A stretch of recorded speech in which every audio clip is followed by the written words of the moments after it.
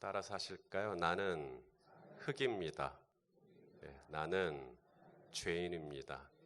예, 내일은 이제 나는 하나님의 자녀입니다. 나는 하나님의 종입니다. 나는 왕 같은 제사장입니다. 나는 하나님의 작품입니다. 이런 식으로 계속해서 말씀을 나누려고 합니다. 오늘 설교가요, 이번 한 주간 설교 중에 제일 듣기 힘든 설교가 될 것입니다. 왜냐하면 오늘 설교는 저와 여러분이 죄인이라는 사실을 고백해야만 하는 설교이기 때문에 그렇습니다. 여러분, 내가 죄인이다 모르는 사람 있을까요? 우리 중에? 나는 의인이요, 나는 죄가 없어 하시는 분 계신가요? 아마 우리 중에는 다 내가 죄인인 것을 인정하실 것입니다. 그런데도 누군가가 나에게 당신 죄인이야, 당신 죄지었어, 당신 문제 있다고 라고 하면 어떻게 반응을 하게 될까요? 두 가지 중에 하나입니다. 하나는 화를 내는 겁니다. 내가 왜 죄인이요? 나 죄 지은 거 없어. 나 문제 없다고 라고 이의를 가는 것이죠. 자, 사도행전 7장 54절 스데반 집사님의 설교입니다. 스데반 집사님이 설교를 하자 사람들이 이렇게 반응을 했다는 거죠. 자, 사도행전 7장 54절 시작. 그들이 이 말을 듣고 마음에 찔려 그를 향하여 이를 갈거늘. 스데반 집사님의 설교가 뭐냐면 당신들이 문제다. 당신들이 하나님의 아들 나사렛 예수를 십자가에 못 박았다. 이렇게 나간 겁니다. 그러니까 또 그 설교를 듣고 사람들의 반응이 화가 나는 겁니다. 내가 언제 못 박았어? 내가 언제 죽였어? 내가 왜 죄인이야? 나는 문제 없다고 이를 가는 겁니다. 이만 갈면 문제가 없어요. 손에 돌을 들었죠. 그리고 던져버립니다. 그리고 스데반 집사님은 돌에 맞아 죽어갑니다. 구약에서 눈물의 선지자 하면 생각나는 사람 누굽니까? 예레미야죠. 예레미야가 왜 그렇게 눈물을 흘리는가? 바로 이 부분 때문입니다. 사람들이 너무 강팍해요. 이 예레미야 선지자가 전하는 메시지, 예레미야 선지자라는 말은 하나님의 입술이라는 얘기거든요. 그래서 하나님이 이제 전하고자 하는 말씀을 대언하는 것인데 예레미야의 메시지는 시종 뭐냐면 당신이 죄인이라는 거예요. 그게 예레미야의 메시지입니다. 하나님이 위탁한 메시지가 그거였어요. 부담스러운 메시지입니다. 너는 가서 이 백성에게 전해라. 그들이 죄인이라는 사실을. 우상 숭배하지, 막 동성애하지, 정치는 부패돼서 이렇게 있는 자들이 없는 자들을 갈취하지, 막 이런 부패적인 것들을 갖다가 다 고발하는 거예요. 당신이 죄인이다. 더 나아가 그래서 이 나라는 망한다. 그게 예레미야의 메시지입니다. 그러니 사람들이 그 메시지를 좋아해요? 환영해요? 듣기 싫어요. 맨날 자기가 죄인이라 그러니까. 그래서 예레미야를 어떻게 합니까? 때립니다. 예레미야를 구덩이에 집어넣어 버립니다. 예레미야를 시위대 뜰 그 감옥에 집어넣어 버립니다. 더 나아가 예레미야를 애굽으로 강제 이주시켜 버립니다. 더 이상 꼴 보기 싫다는 거예요. 이 사람들이요, 자기가 죄인인 걸 알면서도 누가 당신한테 당신 죄인이다, 당신 문제 있다 그러면 이렇게 반응을 합니다. 나도 문제 있는 걸 아는데 누가 나에게 죄 있다고 지적을 하면 이게 감당하기가 쉽지가 않습니다. 또 다른 반응이 있습니다. 당신이 죄인이다 라고 할 때 다윗처럼 반응하는 겁니다. 이 나단 선지자가 당신이 그 사람이다, 당신이 그 죄인이라고 라고 했을 때 다윗은 마음을 깨뜨립니다. 그리고 인정합니다. 맞습니다. 제가 죄인입니다 라고 고백을 하죠. 그리고 회개합니다. 그랬을 때 하나님이 즉시로 다윗을 용서하십니다. 사도행전 2장에 보면 베드로가 설교하죠. 베드로가 설교한 내용이 뭐냐면 당신들이 죄인이다. 당신들이 나사렛 예수를 십자가에 못 박았다. 하나님의 아들을 못 박았다. 그분이 하나님의 아들이신데 하나님은 죽은 자 가운데 3일 만에 부활하셨다. 이 얘기를 전한 겁니다. 불편한 내용이죠. 불편한 내용을 전했는데 베드로의 설교를 듣고 사람들이 회개를 하기 시작합니다. 자, 사도행전 2장 37절입니다. 시작. 그들이 이 말을 듣고 마음에 찔려 베드로와 다른 사도들에게 물어 이르되 형제들아 우리가 어찌할꼬? 베드로 아까 스데반 설교를 듣고는 사람들이 이를 갈고 돌을 던졌고요. 베드로의 설교를 듣고는 마음에 찔려서 회개를 합니다. 그래서 이날 세례받죠. 사람들이 몇 명이나? 3,000명 세례받습니다. 이게 완전 극과 극입니다. 누구는 그것 때문에 돌을 들고요. 누구는 그것 때문에 마음을 깨뜨리고 회개하고요. 당신이 죄인이다. 오늘 설교를 듣는 여러분 손에는 뭐가 들려 있습니까? 아무것도 들려있지 않기를 소망합니다. 저는 예배위원들이 본당에 성도님들이 들어올 때 손에 돌 들었나 안 들었나 좀 확인하시면 좋겠어요. 오늘 아침에 저희는 이 바울의 서신을 봅니다. 이 바울이 누구에게 편지를 썼냐면 이제 디모데입니다. 디모데 전서, 디모데 후서. 바울이 쓴 서신 중에 제일 늦게 쓴 서신입니다. 바울이 노년에 쓴 서신일 거라고 다 추측을 합니다. 이 디모데에게 바울이 참 놀라운 고백을 합니다. 자, 우리 한번 읽어보겠습니다. 15절입니다. 시작. 미쁘다 모든 사람이 받을 만한 이 말이여 그리스도 예수께서 죄인을 구원하시려고 세상에 임하셨다 하였도다. 죄인 중에 내가 괴수니라. 여러분, 바울은 젊을 때 예수님을 만났어요. 부활하신 예수님을 다메섹 도상에서 만났습니다. 그리고 나서 이제 시간이 상당히 많이 지났어요. 그동안 바울이 예수님 만나고 디모데 전서를 쓴 이 시간 안에 바울이 한 일이 엄청납니다. 바울은 이 하나님 나라의 복음을 유럽에 최초로 전했어요.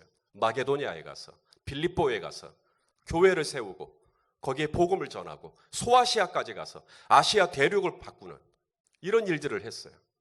아놀드 토인비 역사학자는 바울을 실은 배는 문명을 싣고 있었다. 그러니까 바울이 로마에 가니까 300년 후에 로마가 국교를 기독교로 바꿔버립니다. 나라를 바꾸고 제국을 바꾸고 문명을 바꾸는 엄청난 영향력을 바울이 행사했습니다. 바울이 세운 교회가 수십 개고요. 바울이 쓴 서신은 신약의 3분의 2가 넘습니다. 바울 때문에 세워진 수많은 교회 지도자들이 있고요. 바울은 한마디로 말해서 영적인 거인이죠.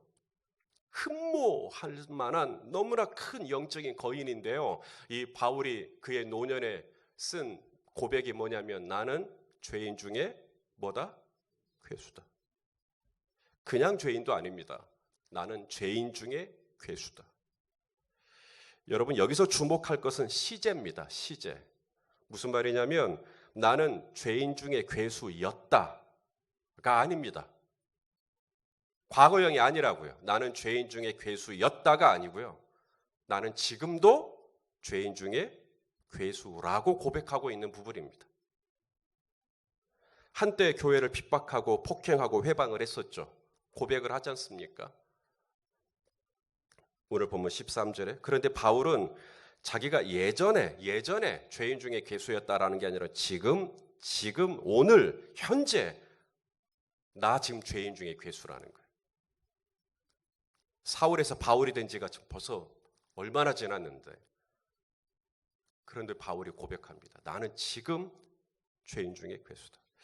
여러분, 성경에서 자기 자신을 가리켜서 나는 죄인이다. 나는 죄인 중에 문제가 많은 죄인이다 라고 고백한 사람은 바울뿐만이 아닙니다. 구약의 최고의 예언자 중 한 사람이었던 이사야 선지자가 있습니다. 이사야 선지자는 남유다의 왕이 5명이 바뀔 때까지 여전히 선지자 역할을 했던 전대 후문의 선지자입니다. 구약의 최고의 선지자 중에 한 사람이죠. 그 이사야가 성전에 들어갑니다.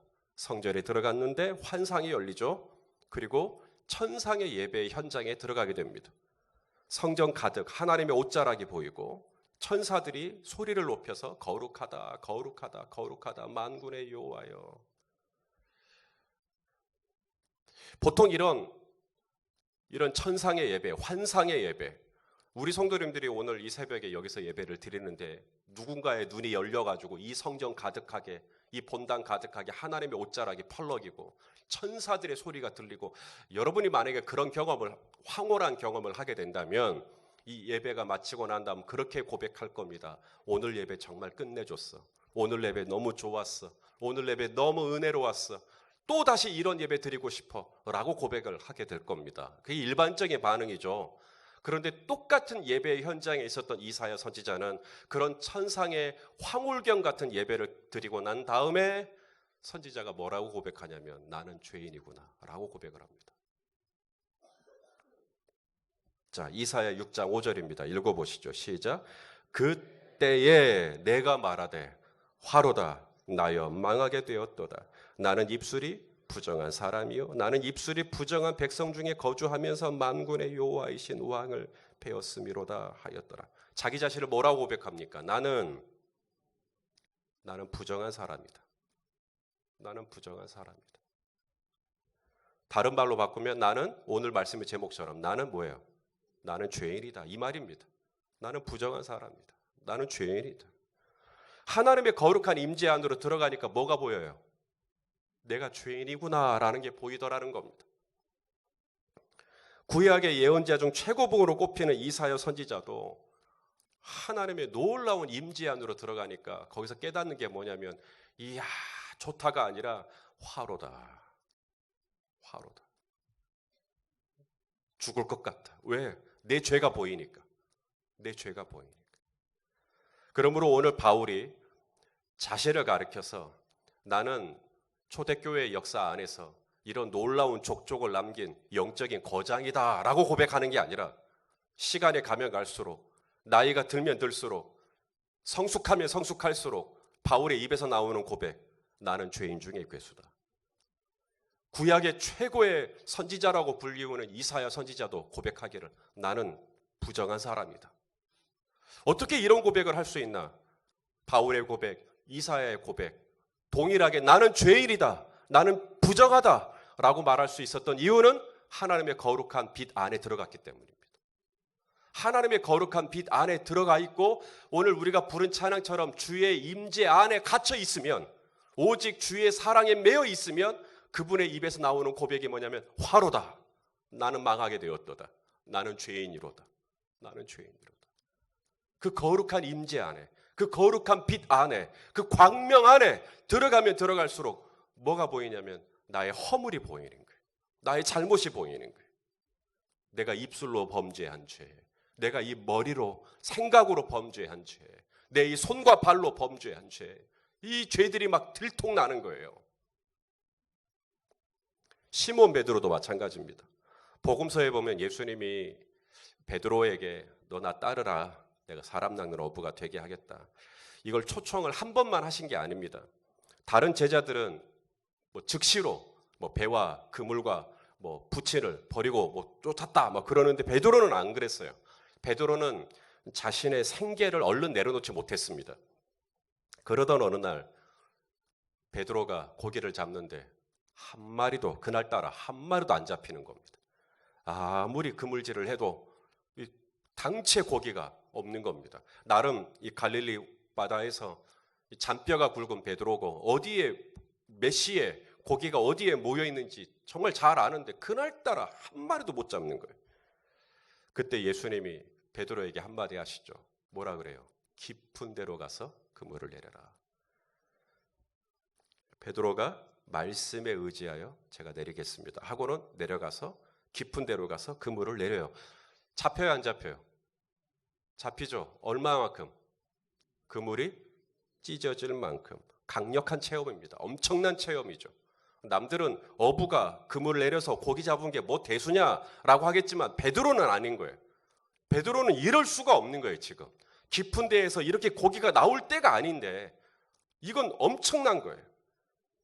이런 고백을 했으면 보통 이렇게 고백하죠. 대박. 야, 오늘 내가 진짜 운이 터진 날이구나. 오, 주여 감사합니다. 혹은 주님께 와서 이렇게 제안할 수도 있어요. 주여, 나랑 동업합시다. 주님은 제게 포인트만 가르쳐 주시고 제가 그물을 내려서 고기를 잡는 거 제가 하겠습니다. 뭐 이렇게 고백할 수도 있겠죠.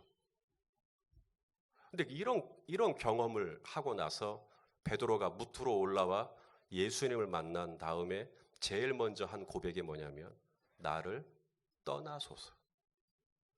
나를 떠나소서. 나는 죄인입니다. 이렇게 고백을 합니다. 자, 읽어보시죠. 누가복음 5장 8절입니다. 시작. 시몬 베드로가 이를 보고 예수의 무릎 아래 엎드려 이르되 주여 나를 떠나소서 나는 죄인이로소이다. 그날 베드로는 그물이 찢어질 정도로 고개를 잡은 게 아니라 마음이 찢어질 정도로 예수님을 만나버린 거예요. 그 예수님의 그 거룩한 빛 앞에 이 영혼이 감당이 안 되는 거예요. 그 거룩한 하나님의 임재가 내 안에 들어오는데 내 이 심장이 터져버리는 거예요. 영혼이 찢어져 버리는 거예요. 그리고는 뭐가 보여요? 화로다. 나 망하게 되었구나. 나 죄인인데. 나 아주 부정한 사람인데. 나 보통 죄인이 아니지. 나는 죄인 중에 괴수인데. 이렇게 가는 겁니다. 하나님의 일을 하려고 할 때 돈이 꽤 중요해요. 돈이 있냐 없냐, 재정이 있냐 없냐 꽤 중요합니다. 또한 하나님의 일을 하려고 할 때 성품, 혹은 경험, 혹은 기질, 재능, 우리가 참 많은 것들을 변수로 여기기도 합니다. 누군가 아주 재주가 뛰어난 분을 보면 야, 저런 분이 예수 믿으면 참 좋겠다. 누군가가 사회적으로 영향력 있는 분을 보면 야, 저런 분이 저만한 영향력을 가지고 말 한마디라도 예수 믿으라고 해주면 참 좋겠다. 그런데 여러분, 하나님이 정말로 쓰시는 사람, 하나님이 정말로 쓰시는 사람은 돈도 아니고요, 외모도 아니고요, 스펙도 아닙니다. 하나님이 쓰시는 사람의 공통점이 있는데 바로 이사야, 사도 바울, 시몬 베드로 전부 다 고백하죠. 나는 누구입니다. 나는 죄인입니다. 이거예요. 이 고백을 통과해야 돼요. 나는 죄인입니다. 나는 죄인입니다. 이사야가 나는 죄인이라고, 나는 부정한 사람이라고 고백을 하니까 하나님이 이사야를 불러요. 이사야를 쓰시겠다는 거예요. 하나님이 이렇게 이사야에게 고백합니다. 읽어보시죠. 이사야 6장 8절 시작. 내가 또 주의 목소리를 들으니 주께서 이르시되 내가 누구를 보내며 누가 우리를 위하여 갈꼬 하시니, 그때에 이사야가 뭐라 그래요? 내가 여기 있습니다. Here I am. 나 여기 있습니다. 저를 보내주십시오. 죄인입니다라고 고백하니까 그때서야 글을 쓰시는 거예요. 베드로도 마찬가지입니다. 자, 누가복음 5장 10절 읽어보시죠. 시작. 세베대의 아들로서 시몬의 동업자인 야고보와 요한도 놀랐습니다. 예수께서 시몬에게 이르시되 무서워하지 말라. 이제 후로는 네가 사람을 취하리라. 언제요? 내가 죄인입니다. 날 떠나소서라고 하니까 그때서야 너 나랑 같이 있자. 내가 너를 통해서 사람을 취하겠다. 그때 쓰셔요. 그 고백을 통과하니까 쓰셔요. 오늘 바울도 마찬가지입니다. 나는 죄인 중에 괴수였다가 아니라 나는 지금도 죄인이고 죄인이다 라고 고백하니까 오늘 본문에 시작되는 12절에 이런 말씀이 있습니다. 읽어보시죠. 시작. 나를 능하게 하신 그리스도 예수 우리 주께 내가 감사함은 뭐예요? 나를 충성되이 여겨 내게 직분을 맡기심이리. 그분이 나를 충성되이 여겨 직분을 맡기셨다. 언제 맡기실까요? 언제 이 직분을 우리에게 주실까요? 내가 죄인입니다라고 고백할 때, 나를 떠나십시오, 나는 망했습니다 라고 고백할 때, 그때 주님이 오셔서 나를 충성되이 여겨 내게 직분을 맡기시고 나와 함께 사역하기 시작하시는 거예요. 이번 특세 주제는 나를 찾아서예요. 나를 찾아서. 내가 누구냐? 라는 질문 앞에 뭐라고 고백하시겠습니까? 나를 보낸 이에게 너에 대해서 소개할 수 있도록 해라. 너는 너에 대해서 뭐라고 생각하느냐? 종교 지도자들이 예수님께 와서 당신은 당신에 대해서 뭐라고 생각해요? 여러분들에게 와서 당신은 누구냐? 라고 할 때 우리가 이제 고백해야 되죠. 나는 죄인입니다. 나 이렇게 잘난 사람이요. 나 사회적으로 이런 사람이요. 라고 말하고 싶어요. 그런데 여러분, 내가 죄인입니다라는 이 고백을 통과하지 않고는 주님이 내가 누구를 보내며 누가 우리를 위하여 갈 거라고 하는 이 다음 단계로 진행이 안 됩니다. 어제는 나는 흙입니다. 그리고 오늘은 반드시 이 고백을 하고 그 다음 내일이 이제 나는 하나님의 자녀라는 고백인데, 이 하나님의 자녀라는 고백 가기 전에 먼저 이 고백을 할 수 있으셔야 돼요. 나는 부정한 사람입니다. 나는 더러운 죄인입니다. 나는 문제 많은 사람입니다. 라는 고백을 할 수 있어야 됩니다. 이 고백을 통과해야 주님이 말씀하십니다. 이제 이후로 네가 사람을 취할 것이다. 하나님 나라의 지도력은 반드시 이 고백을 통과합니다. 나는 부정한 사람이구나. 나는 문제 많은 죄인이구나. 이것은 나의 자존감을 한없이 다운시키는 메시지가 아니고요. 내가 부정한 백성이라고 하는, 내가 죄인 중에 괴수라고 하는 이 눈이 열린 사람에게 뭐가 열리냐면 하나님의 은혜의 문이 열리기 시작합니다. 하나님의 거룩한 빛 안으로 들어가게 돼 있어요. 그때부터 당신은 영향력이 있는 사람이 되는 것이며, 그때부터 하나님은 당신을 많은 사람들을 옳은 길로 인도하는 하나님의 도구로 쓰임받기 시작할 겁니다. 그러므로 이 고백은 나를 뭉개는 고백이 아니라 나를 오히려 하나님 앞에서 활짝 피게 만드는 고백이에요. 복된 고백입니다. 복된 탄성입니다. 나는 죄인으로서이다. 이 고백 말입니다.